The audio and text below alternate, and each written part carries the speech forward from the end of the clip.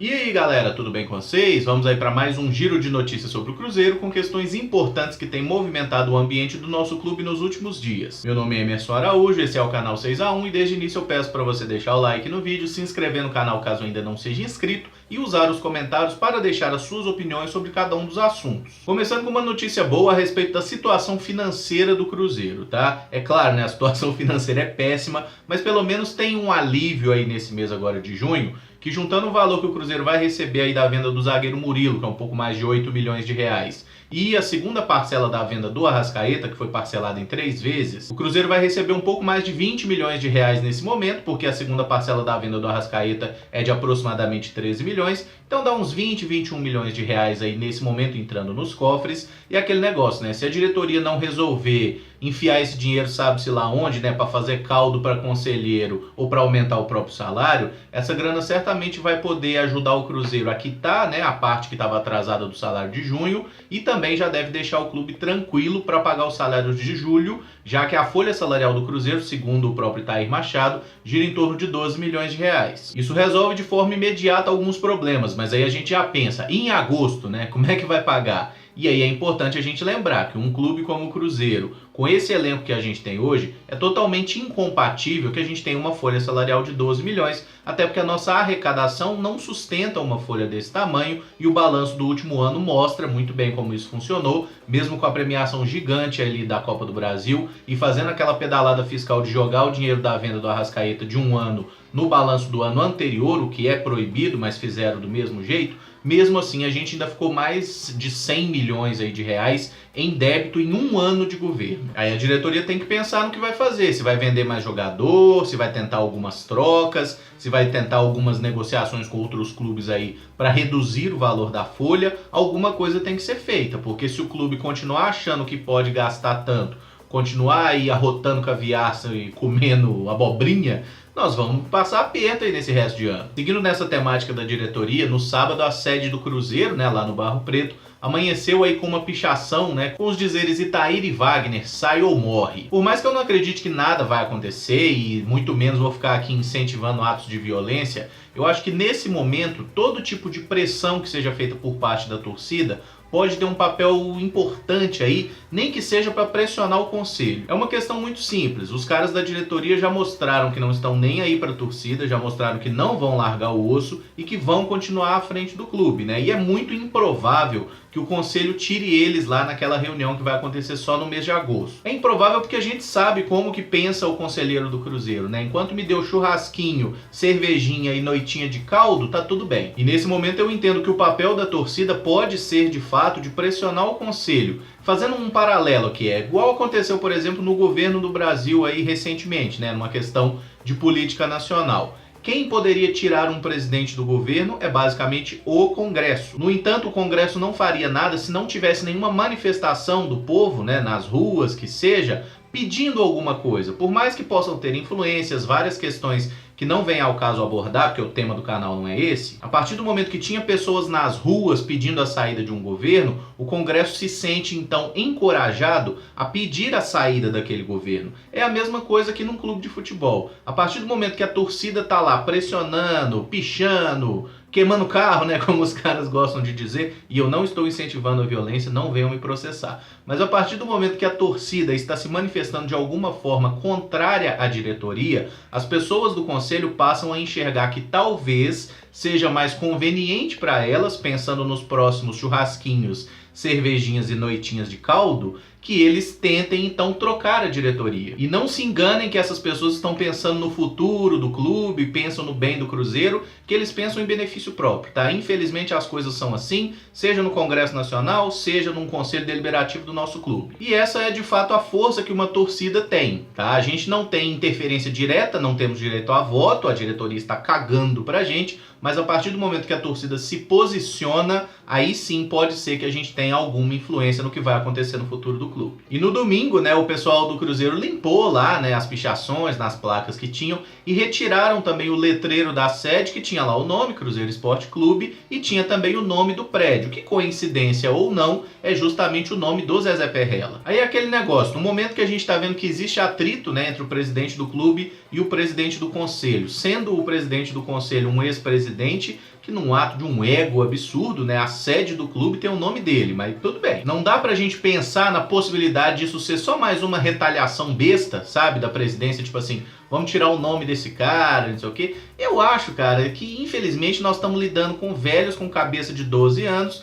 e essa é só mais uma tretinha de jardim de infância. Mas nesse meio político, especialmente vinculado a um clube assim, eu não acredito em coincidências. Eu acho que tudo são atos muito pensados ou tentativas de espetar daqui e dali. É típico de briga de gente pequena, de gente que não consegue pensar no clube e só pensa em si mesma. Notícia de hoje que o atacante camaronês Joel, que pertence ao Cruzeiro, jogou as últimas 2 temporadas emprestado ao Marítimo de Portugal, foi cortado da Copa Africana de Nações e foi diagnosticado nele um problema de coração que inclusive pode levá-lo à morte. Aí é aquele negócio, né? A gente não entende muito bem da parte médica, mas o que nos resta é torcer para que o cara consiga se recuperar, para que seja uma situação parecida com a que aconteceu com o Lucas Silva, né? Volante aí, que está inclusive se reapresentando lá na Toca da Raposa hoje, que teve um diagnóstico de um problema cardíaco, depois fizeram outros exames, a situação não era tão grave assim, e ele pôde voltar a atuar normalmente. Depois se descobriu, né, que tinha uma coisa do pessoal do Sporting de Portugal, que foi quem identificou o problema do coração, meter o louco ali e falar que o cara tinha esse diagnóstico para tentar pagar menos na negociação. Mas torço de verdade para que o Joel consiga se recuperar, consiga voltar a jogar, até porque independente da passagem dele pelo Cruzeiro não ter sido boa, um cara de 25 anos ser obrigado a largar a carreira de jogador de futebol é sempre uma notícia ruim. Especialmente um cara que teve um passado complicado, né, de pobreza e tudo mais, veio pro Brasil, aí conseguiu primeiro se destacar no Irati, depois no Coritiba, aí veio pro Cruzeiro, né, não fez um grande ano, mas agora tá conseguindo jogar relativamente bem lá em Portugal, inclusive tem possibilidade até, né, dele ser negociado, o que é uma má notícia para os cofres do Cruzeiro, porque tinha aí uma hipótese da gente receber um dinheiro vendendo o jogador, e com esse problema médico, certamente agora ele vai ficar um tempo afastado, para que seja de fato identificado se o problema tem uma possibilidade, né, seja lá de cirurgia ou de alguma correção aí, mas vamos torcer para que corra tudo bem com o Joel e que ele volte aos gramados no futuro, nem que seja para fazer raiva na gente. O meia Robinho deu entrevista na Itatiaia, né, deixando claro aí mais uma vez a sua intenção de seguir como jogador do Cruzeiro, valendo ressaltar que o Robinho hoje ele é atleta do Palmeiras e está emprestado ao Cruzeiro até dezembro, até o fim do Campeonato Brasileiro, mas o contrato dele com o Palmeiras também acaba em dezembro desse ano. Sendo assim, a partir agora do dia 1º de julho, o Robinho já pode assinar um pré-contrato com qualquer clube do mundo para jogar nesse novo clube a partir do dia 1º de janeiro de 2020. E eu acho que é justamente esse o caso que está sendo levado aqui. Eu acho que o Robinho já tem ali um acerto com a diretoria do Cruzeiro, de que assim que entrar no mês de julho, eles já assinam o pré-contrato para valer aí para as próximas temporadas, enquanto esse resto de ano ele termina como atleta do Palmeiras emprestado ao Cruzeiro. Acho que o Robinho tem que ficar, é um jogador que tem boa qualidade técnica. Eu acho que entre todos os nossos meias, ele é o único que é de fato um armador. A maioria dos outros, né, seja Thiago Neves, Rodriguinho, os jogadores de lado, todos eles são mais meia atacantes, jogadores que têm mais virtude na entrada na área e na finalização do que nessa construção, no passe, na visão de jogo. E acho sim importante que o Robinho siga no Cruzeiro, ele é um bom jogador. O que eu acho que seria interessante é o Mano Menezes acabar um pouco com essa convicção do Robinho como um jogador de lado, porque eu acho que ele não está conseguindo render tão bem por ali, e eu acho que valeria a pena testar o Robinho como esse meia central. Tem muita gente que fala nele como um segundo volante, eu acho complicado funcionar, porque defensivamente ele não tem muita saúde para recompor, mas como um meia central, sendo um cara que fica até um pouquinho mais protegido nesse momento da marcação, eu acho que o Robinho poderia ser um jogador bem interessante e botar 2 homens de velocidade pelos lados, né? Por mais que o Mano Menezes goste de ter um ponta mais armador e um ponta mais atacante, eu acho que quando as coisas não estão dando certo, é importante o técnico tentar uma coisa diferente. E o Robinho, como esse meia central, eu acho que casaria bem, até porque, na minha opinião, Thiago Neves e Rodriguinho não têm se justificado nessa temporada. O zagueiro Manuel, que está emprestado pelo Cruzeiro ao Corinthians até dezembro desse ano, deu uma entrevista lá em São Paulo dizendo que pretende seguir no Corinthians, né, após o fim do empréstimo, que foi muito bem recebido, está feliz por lá. Enfim, é um discurso padrão de todo jogador quando ele está emprestado, né? É muito difícil um jogador falar eu tô aqui, mas tô doido pra voltar, o cara sempre fala que quer continuar no clube, mas eu sinceramente eu acho que pra maioria de nós também é uma boa ideia que o Manuel continue por lá. Eu não acho ele um zagueiro ruim, acho que o Manuel já nos ajudou demais, especialmente em 2015 e 2016, quando a gente teve muita dificuldade, né? Foram anos que a gente chegou a lutar contra o rebaixamento e tudo mais.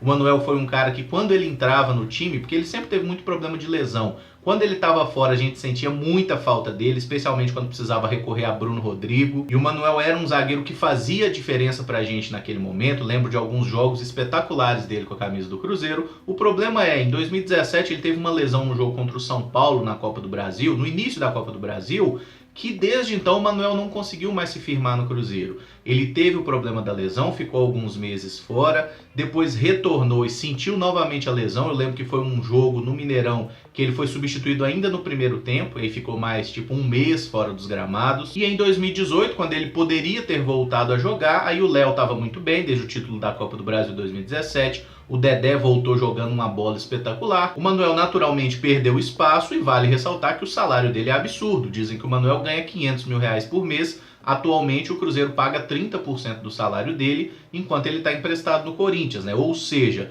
nesse momento o Manuel joga por outro clube e o Cruzeiro ainda gasta 150 mil com ele todo mês. Por isso eu acho que o Cruzeiro poderia procurar o Corinthians e falar assim: o Manuel disse que quer ficar aí, vocês querem ficar com o Manuel? Vamos tentar negociar uma situação aqui. Para quê? Para que o Cruzeiro não pague mais esse pedacinho do salário do Manuel, mesmo que o Cruzeiro não receba nada numa transferência, mas que o Manuel vá em definitivo para o Corinthians, porque às vezes é melhor você se livrar desse pequeno peso na folha salarial do que ficar contando com um atleta que não vai ser titular. O Manuel poderia ser útil nesse momento, especialmente porque o Murilo foi vendido, poderia ser útil, mas eu acho que o salário dele é tão alto que não justifica mantê-lo aqui. E às vezes dá para negociar alguma coisa com o Corinthians, né? Que seja mais um ano de empréstimo do Manuel, com o Corinthians pagando o salário inteiro, e aí o Corinthians empresta algum jogador que possa ser interessante para o Cruzeiro. Eu até fiz vídeo recentemente falando do Gabriel, que acho um bom volante, que poderia casar bem nessa nossa necessidade de um primeiro volante que morda mais, coisa que o Henrique não está conseguindo fazer. E por fim, falar um pouquinho de Marcelo Moreno, né, que jogou aí no sábado com a seleção boliviana no Mineirão,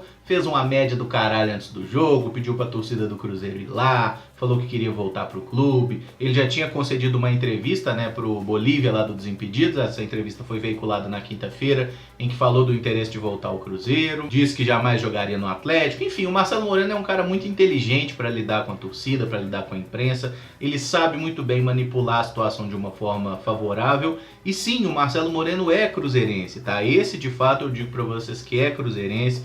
Desde quando ele voltou aqui para o Cruzeiro em 2014, na época eu trabalhava na assessoria dele, eu me lembro muito bem de um diálogo que eu tive com ele, que eu mandei uma informação de uma estatística que ele nunca tinha perdido para o Atlético, né, enquanto atleta do Cruzeiro e tudo mais. Aí ele me respondeu com a frase: e nem vou perder. Acabou que não deu muito certo, que depois o Cruzeiro perdeu alguns jogos. Teve até um jogo no Independência que a gente perdeu por 2-1, que o Moreno faz um gol e o Weber Roberto Lopes opera o Cruzeiro, roubou a gente de todo jeito, deu pênalti que não foi, não deu um pênalti que o Otamendi deu uma mãozada na bola assim. Aí o Marcelo Moreno inclusive sai do Independência fazendo um gestinho de ladrão assim. O Moreno é bem doido, cara, mas ele de fato gosta muito do Cruzeiro, eu acho que ninguém pode questionar isso. E eu acho que ele vai voltar pro Cruzeiro sim, eu já falei isso em vídeo também. O problema é que ele não vai voltar pro Cruzeiro esse ano. Ele mesmo, depois do jogo da Bolívia, já deu entrevista tirando um pouco o pé, falando: é muito difícil eu voltar, porque tem que negociar com o clube da China, e ele tem contrato aí até o final de 2021 com o clube atual. Basicamente, o Moreno sabe que não tem possibilidade dele voltar agora. Simplesmente não tem como, entendeu? O que ele fez, basicamente, foi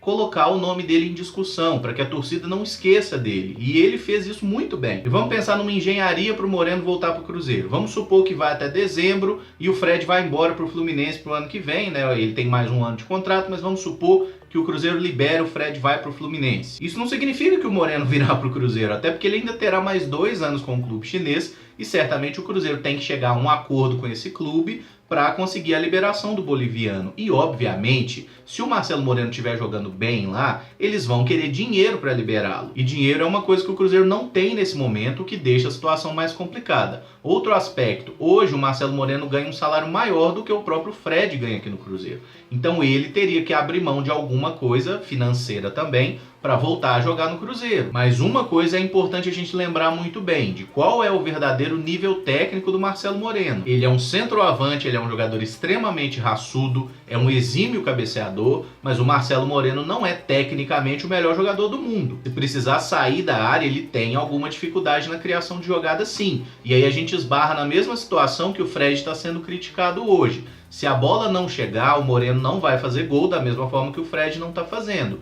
Então não vamos pensar aqui que o Marcelo Moreno é o Ronaldo. Não, ele não é. Nem o Ronaldo magrinho lá do início do Cruzeiro, nem o Ronaldo bolotão lá do final de carreira do Corinthians. É um jogador de características bem específicas, é um ótimo centroavante, tem uma história grande aqui no Cruzeiro e eu acredito que vai voltar e vai nos ajudar bastante. Mas não vamos apressar as coisas, até porque nesse momento não tem como acontecer. Então não tem porquê a gente ficar alimentando esperança de uma coisa que não tem chance. Esse vídeo fica por aqui. Se gostou, deixa o like, se inscreve no canal caso ainda não seja inscrito e usa os comentários aí para opinar sobre os diferentes assuntos, o que você concorda, discorda. Estive aí nos últimos 3 dias lá em São Paulo, na Copa One Futebol. Falarei mais sobre ela aí num vídeo essa semana, talvez amanhã ou depois, enfim. É porque esse tinha muita coisa atrasada, então eu resolvi focar mais nas notícias mesmo, tá bom? Muito obrigado por acompanhar, um abraço e até o próximo vídeo. Valeu!